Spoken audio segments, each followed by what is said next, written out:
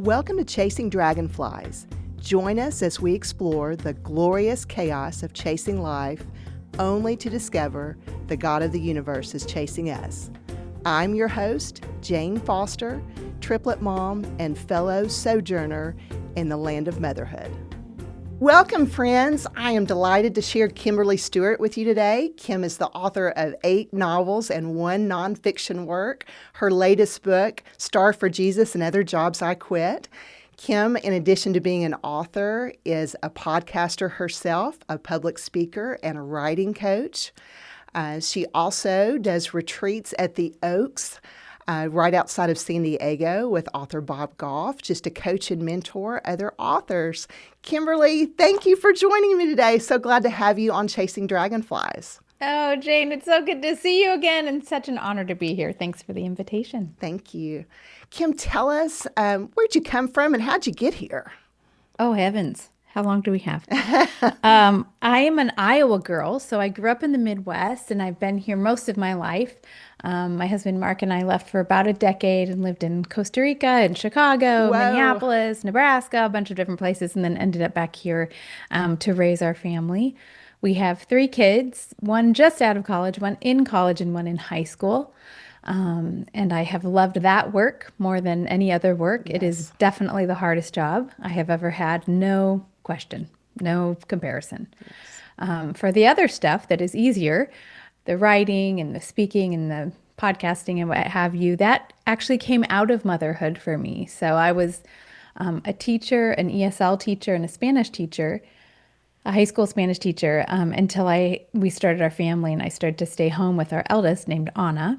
And Anna is a wonderful person. She's 23 and quite verbal now. But for the beginning part of her life, she was not. She was just a baby. And I found that transition from being around people all the time and being around my principal who would give me feedback and my students who gave me very live feedback. High schoolers are not typically very shy and letting you know how they feel about you.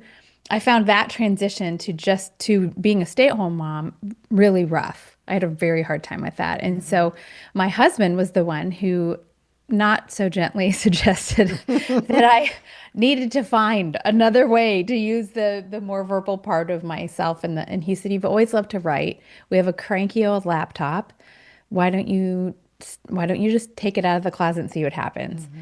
And so I started during nap time, just writing a few things at a time, really just for me, just kind of brushing off that part of my wiring and writing things that I was learning about parenting and funny stories, a lot of humor. When I would go to the bookstore, I would find a lot of very serious books about parenting, but I didn't find anything that reflected the way that my girlfriends and I would talk about being a mom. So I wrote into that, and it's been about 20 years now, and all this time later, I'm still writing into that. I still have a heart for writing the stories and the tone and the kind of the history, living history of what I don't find on the shelf. And typically that means storytelling that has a lot of humor and maybe should make you cry once or twice, but above all, it's just true, honest storytelling, because I think there's so much power in words and so much power in a good story. I love your books because they make me feel less alone. Oh, what a compliment. Thank you. In that process, I love that you wrote into what you couldn't find, but knew that you and other people were genuinely experiencing in all of that. So I think that's so admirable. I struggled too. I'm really extroverted and had a career as a physical therapist. And so when you are constantly around people, coworkers, and you see a new patient every 15 minutes or hour, Right. depending on what your schedule looks like, and all of a sudden you've got people that don't talk back. It's quite well, a eventually transition. they talk back. Eventually they talk back quite a bit. Now but that at the beginning, no. Well, now that I have teenagers, I'm thinking, could you talk back a little less? Let's go back to the early days. Yes. Silence was a beautiful thing. I just didn't realize it, Totally. at that point. Did you see yourself ever ending up in this place as an author, starting as a teacher and then transitioning to mom? That is just wild to think No. about the trajectory of your journey. No, I mean, probably similar to you. Did you grow up thinking that sometimes you would sit behind a microphone and chat with people? Oh, I mean, never. that's, yeah, it's so outlandish. I grew up with, my mom is a professional violinist. And so I was very familiar with kind of an unusual career and a career dedicated to the arts. So in some ways, I should have been more hip to that. But I'm a firstborn female and I am a goal person, and it just sounded absolutely ridiculous, no matter how much I loved reading, which really was my first love. I liked writing too, but mostly I loved reading. I couldn't figure out how in the world that would translate to a career. How could you pay your taxes with that? So, no, I did not see this coming. And that has been such a boon as I talk to my kids as they are growing up and trying to figure out the spots where they will end up, and kind of the ways that God has made them and the gifts that he has given them. It is a big, deep breath to be able to say, I have jobs now that didn't exist when I was growing up. So you can let your shoulders relax a little bit, that this is not, you don't, most people don't know at age 7 what they will be for the rest of their lives. Yes. And I think the average female has 7 different careers. So we've got a long runway here, and I wish I would have known earlier just to take a deep, long breath and decide to be along for the adventure. And that part of the adventure will mean that you don't know what's next. But if I can white knuckle less and just be a little bit more curious than fearful, good things are coming around the bend. Absolutely. I know my husband Troy and I have said a lot of times to each other, to encourage each other, and even to kids at this stage, if it's not working for you, you can change it. And I Yeah. think sometimes Smart. we think our decisions are permanent, and that if Totally. I choose this class, I say yes to this job, this school, this major, whatever that looks like as life unfolds, that it's permanent. Right. And if at some point it works in one season but doesn't in another, that you're just stuck with it. And I love that you're speaking into God just leads us through all those journeys and us being open to seeing what He has next. Yeah, For we us. have to try it first. I mean, my eldest is a recent college grad, and a lot of those early years, I think, are maybe less figuring out the grand passion of your life and more figuring out what is not the grand passion of your life.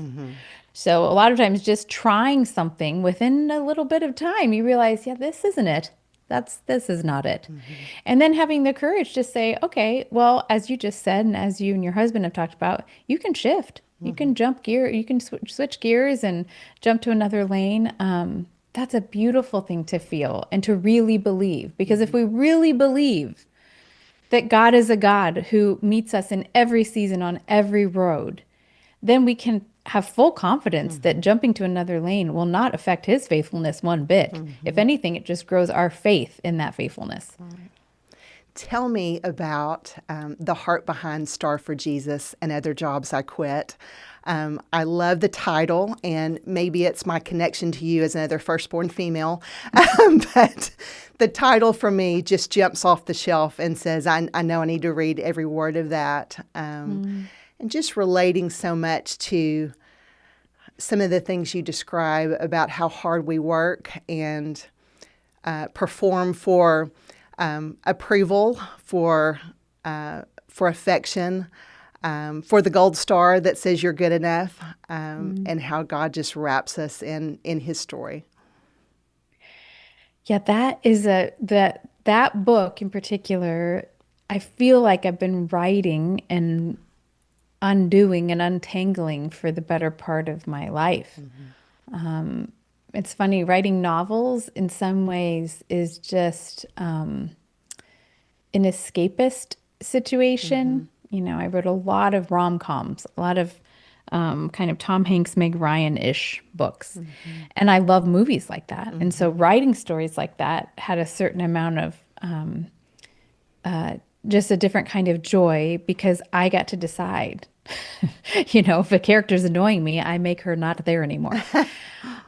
True stories about my true life, I'm usually the character that's annoying me, and I can't do anything about that. Yes. So it took a while for me to just take the risk of writing true stories, and this idea of grace has pursued me my whole life. And sometimes I give it the Heisman, and sometimes I'm more able to hold it and value it and hold fast to it. And I don't think I'm alone in that. And I don't think it's only firstborn females. I think the whole crux of the gospel sits on the idea of grace, the idea that we have this unwavering, unbelievable, truly amazing gift, and that it sets us absolutely free, not because of anything that we have done, not because of anything that we will do. What a crazy, outrageous generosity that is, to be gathered to the God who loves us because of who he is and just because he delights in us.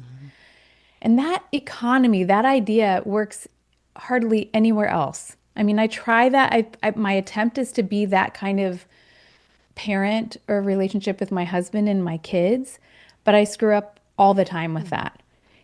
In most of the world, this is just a math problem. What you put in, you get out. Yes. If I show up for work, I get a paycheck. If I pay my mortgage, I get to keep living in my house. If I eat 50,000 Oreos today, that would be difficult to do. But if I did, I probably would not feel very good tomorrow. So there's just always this tug and pull that makes mathematical sense to us. And just absolutely blows to smithereens the idea of grace. We don't get that anywhere else. And so the idea of not tap dancing for Jesus, not trying to be a star for him, and instead just allowing his grace to be the gift that it is, not attaching any strings, not putting any checklists on it, as is my want. Yes. That changes everything. It changes every day, every minute of every day. The battle is for me just to really believe that and really to live like that. And that's been a lifelong journey. How do you teach kids about grace? And so many things that you say resonate with me in just the effort that I put in is what I'll get out. And we teach kids this from a young age. If I touch the stove, my hand will get burned. Just kind of the choices and consequences. Sure. And a lot of that is healthy. If I speed, I'm eventually going to get a ticket. That will be the consequences for my poor choice. There are lots of things in life like that. If I put the time in setting for the test, I have a better chance of making a good grade. But grace just blows all of that out of the water. And it's not about my effort, my agency, my popularity, Right. any of those things. It is just, it's a gift. And I don't think we're wired to rest in that very well and receive that. Yeah. So when it intersects with our parenting, I mean, I don't know about you, Jane, but nothing has shown me how far I have to go as a human being as being a wife and a mom. I thought I was great before I got married. And then I thought I was great again before I had kids. Yes. That are able to hold a mirror up constantly and saying, actually, you've got some ways to go here, kid. So if there's ever a place I've needed cloaking of grace, it's been in my house. It's been in my kitchen. It's been in my family room. That's the place I think where we put down some serious roots in what we think about the grace of God. I'd say the first reaction I have to how does grace intersect with parenting is that it will always feel countercultural. Always. It will always. Your kids, when they leave your house and they live a life propelled by grace, they are going to be weirdos. They will. I mean, you take 5 minutes with the news and you will see, oh yeah, this machine isn't running on grace for sure. It won't even take them 5 minutes in their high school cafeteria or the elementary school cafeteria. So maybe a big part of this as parents is just being willing to say over and over, I know it's not like this, but it can be like this. Right. God in his mercy decided to invade all of the broken spots and make them well. And so when we decide to look at the world through his eyes and look at the world through a space where grace will change everything, we're going to be the weirdos, but we're going to be really happy weirdos. So that's part of it, just acknowledging this might feel clunky because it makes sense everywhere else for you to be running really hard for a gold star. Right. If my child says to her AP US history teacher this week, I'm not taking that test, but I expect you to extend grace to me. That's not going to work. And actually, I feel like that is there's a chapter in the book about this, about what grace is not. So grace is not a blanket that just decides that wrongdoing doesn't exist. That's not it. It is not getting on the teacups at Disney and just deciding the whole world can keep spinning, but you're just going to sit here in this little pocket and ignore. So I mean, hear me clearly, and we can talk more about that if you'd like, but it's not that there is no consequence to action. It's that our actions are met first and foremost with the grace that changes everything, with the grace that sets us free, with this unwavering mercy and forgiveness that God meets us with. And so it's hard for me to do that as a mom. It's hard for me to remember to extend grace to my kids, but it's maybe harder for me to extend grace to myself. There have been many seasons of parenting, depending on the personality type of your child. Sure. If you have a strong-willed one in the house, for example, that's a minute by minute dipping in of grace for that kid and also for you. I was just speaking at a mom's group this week, and it reminded me first of the relentlessness of parenthood, particularly in those early years. So if you are a mom listening to this, and somehow you have thrown elbows to have 30 minutes to listen into a podcast, we honor you and we see you and we know it feels like it will never end, and that you will never have a time to take a deep breath. I would say the grace of God meets you there. Yes. Absolutely meets you there. So you are not alone. You are not ever alone. I can hear someone saying, yeah, I know. It'd be great to be alone. Let me go to the restroom alone, please. Yeah, except for my kids would call through the door. Yes. Hands underneath the door. Yes. Yeah. Submit paperwork underneath the door. But that time with those moms, my heart was just a little bit, I felt like I'd taken a meat cleaver to it by the time I left, because I remembered in the conversations afterward, I remembered and still have those times where you think, all of this effort, all of my best intentions, and I don't feel like I'm doing it right. And so again, that's where grace meets you. That's where Jesus looks you in the face and makes eye contact with you and says, you're right. You're not going to do it all right. And here's the best news. I'm enough. The grace that I extend to you and to your kids is enough. It's sufficient for today. It's a hard thing to remember when you're in the midst of it and people are throwing food at you. I have heard a lot of moms talk about how their firstborn is the starter kid. Oh gosh, yes. That you make the mistakes on, and then hopefully by the time the last one comes around, however many kids are in your family, that you have some hard-fought wisdom by experience. Totally. One of my challenges in this is that all three of my children have the same birthday.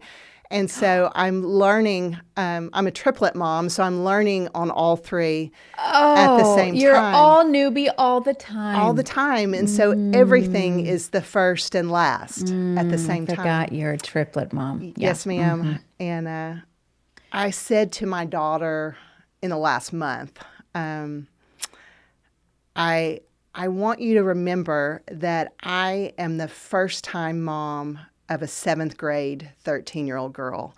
I've never done this before. Yeah. I've been a 7th grade girl, but I have no experience parenting a seventh grade girl. And so sometimes I'm going to meet you with exactly what you need. And sometimes I'm really going to blow it. And so I need grace and mercy from you. And sometimes I need you to be able to say, Mom, this is what I need right now because I cannot read your mind. I might not pick it up. And may do a really poor job of parenting, guessing. Jane. Yes. That is AP level parenting right there. And that is grace in the wild. I mean, just that you would say that to her.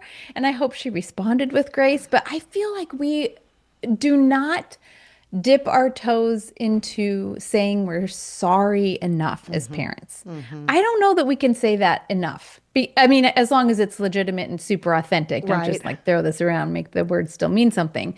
But I remember my parents were very quick to apologize. And that changed the trajectory of my life, particularly with my dad, who I saw as strong, who he was, and knew stuff, and just had built entire businesses and was the first person to go to college and played football for a full scholarship. I mean, physically he was strong. And so for him to say, I just want you to know I did not do that right. And I'm really sorry. I can see I hurt you. He would usually tear up himself. And I couldn't hold on to grudges. We've actually laughed about this, that my mom always says, I could never hold on to a grudge with your dad. It was so annoying. I would forget why I was mad at him because he would genuinely apologize. And that is a good reminder to me as a mom, that there is so much more weight and heft in you saying to your daughter, listen, I'm just preemptively apologizing here, okay? I'm not going to do this right. There are going to be days that I crash and burn because I'm new too. She will hear that so much more clearly than the most eloquent 10-point sermon or lecture. Well done, Jane. No. You should have a podcast. No. Thank you. Thank you for your encouragement on that. It's a muscle that I'm trying to grow, and to be quite honest, it's not natural for me. No. Is it natural for any of us? I don't know. I don't know. I think for some people, maybe it seems a little easier than others, or maybe they've practiced more and it gets easier with practice, but it's not something that is natural for me. I wish it was. And I have to be more intentional about saying, I love you dearly, and I might have done that from good intentions, but the delivery was awful. And I wish I could. Can I have a do-over too? Brilliant. On this. That's brilliant parenting. On this. When my firstborn was really young, probably 6 or so, or maybe 5, it was a chilling conversation that still makes me wince. She said, and she's the one with the real strong will. So we'd been already at bat probably 14 times that day. And she said, totally sincerely, so when I'm a mom, I won't sin anymore, right? Oh, and I painful. thought, I mean, I started to cry. I was like, oh, Ani, if I have given that impression, I am so sorry. Because that is 1,000% untrue.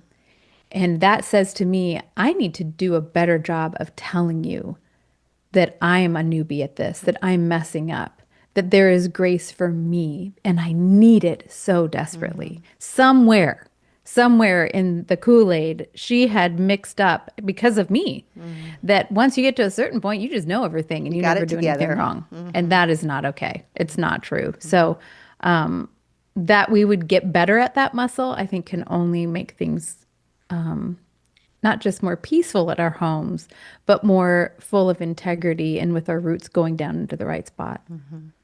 So you're ahead of me in the parenting journey. I've got 7th graders, and you've got one out of college, one in, and one high school, I think you said. Right, yep. Has there been a season of motherhood that has been more challenging for you, that you felt like I need the most grace here, and others were a little bit more natural for you?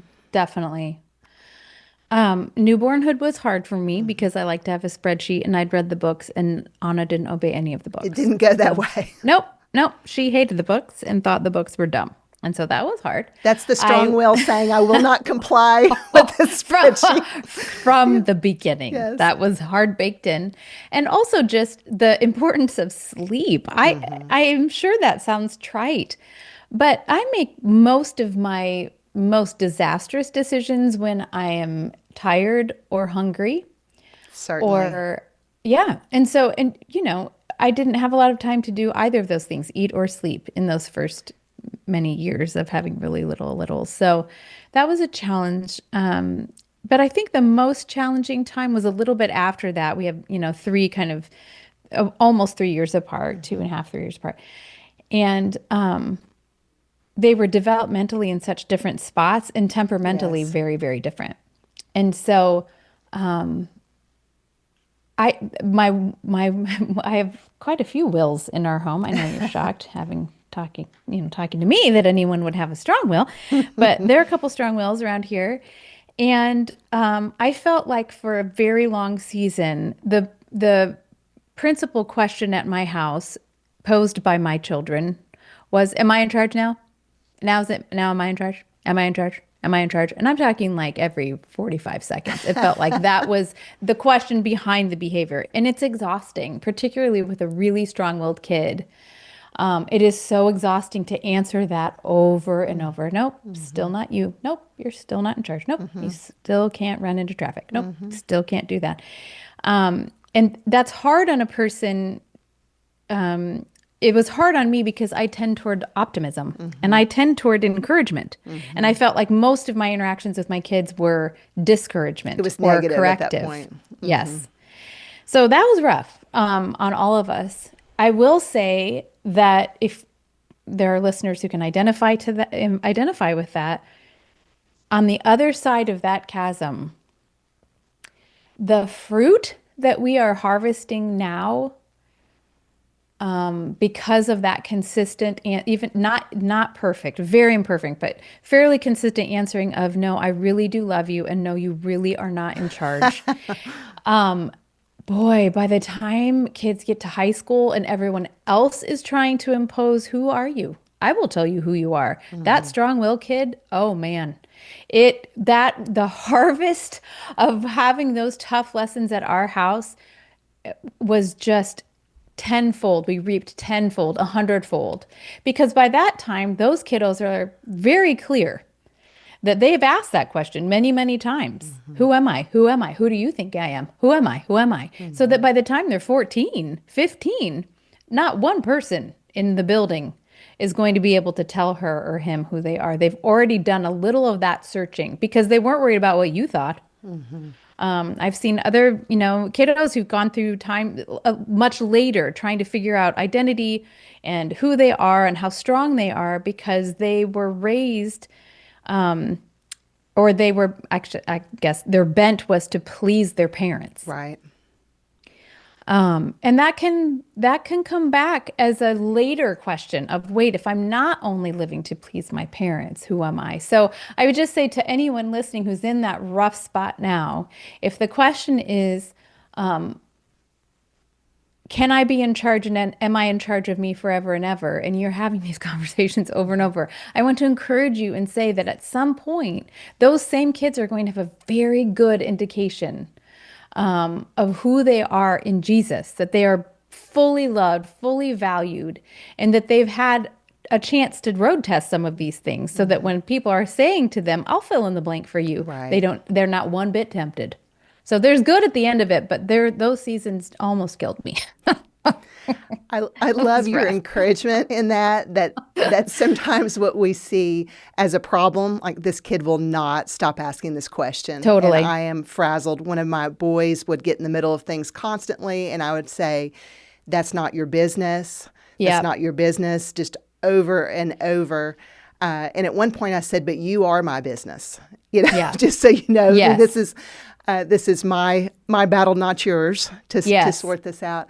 But I love that you're describing the fruit that comes later, and in staying in those hard years, that that child has an identity that can't be shaken. At this Yeah. point, that's just beautiful. The best parenting advice I've ever gotten was from, their names are Lynn and Jim Jackson. They have this beautiful organization out of Minnesota. And I heard them speak once, and they talked about how usually the thing that's driving you bonkers, like your son saying, getting his nose in there, is a gift gone awry. That's what they called it. It's a gift gone awry. The challenge for a parent is to be able to sift through all of the noise and get to the gift. So to be I able to love it. say to your son, I love it that you are so inquisitive and that you are a great question asker. I can see that being such an amazing thing in your life, that you want to know people well, love people well, and as an investigative journalist who wins the Pulitzer. Okay? I can see that down the road. Right now, it looks like you're being nosy. Right now, it looks like you're being bossy pants and actually trying to irritate your brother. And so I'm going to help you step back from that. But it is a gift. Yes. I mean, I'm just saying that is hard to do as a parent, especially in the moment. But with this strong-willed kid, I started, after I heard Jim and Lynn say that, I tried to change even the way I thought about her and even the way I talked to her to say, you are very strong. I mean, that is such a humdinger of a gift. We need strong women. We do. We need a woman who knows her worth and knows who she is in context with the God who loves her and made her. When you can pair strength with gentleness, you will be unstoppable. So I would hammer that, I love it. even as I thought I was going to actually pass out. Yes.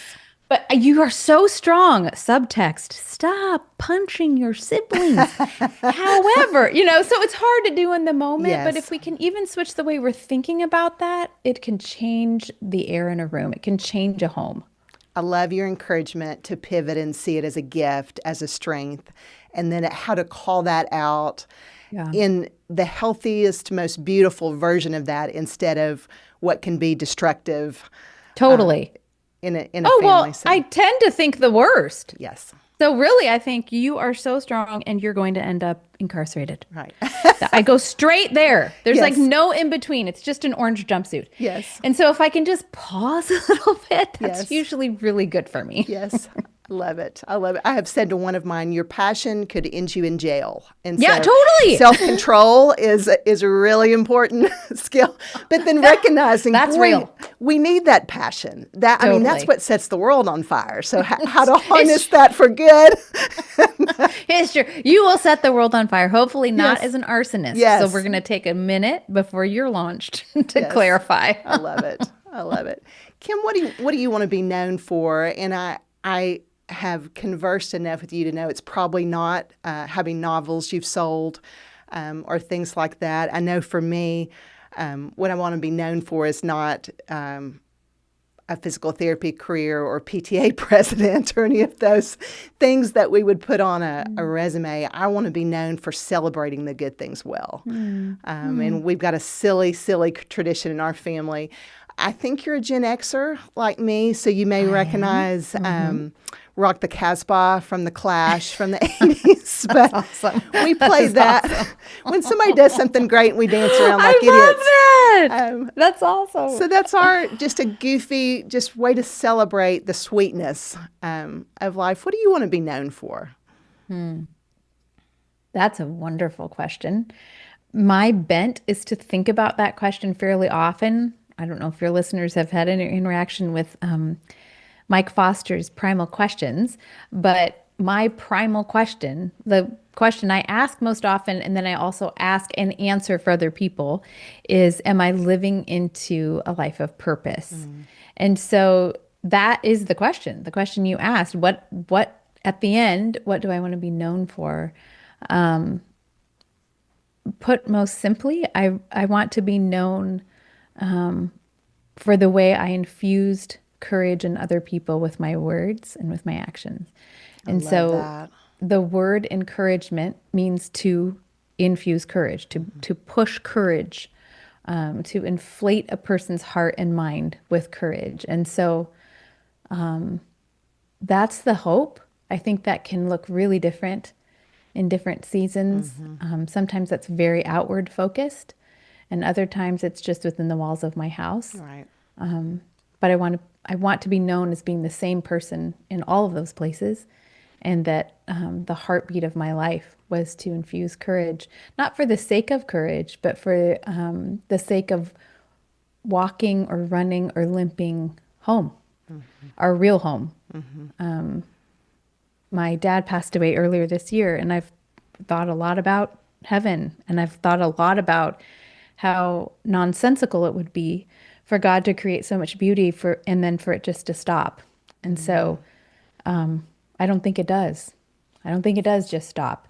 And if that's the case, then how do I get from here to there with my integrity intact and with a heart that just beats for loving him and loving the people that he made? That's the goal.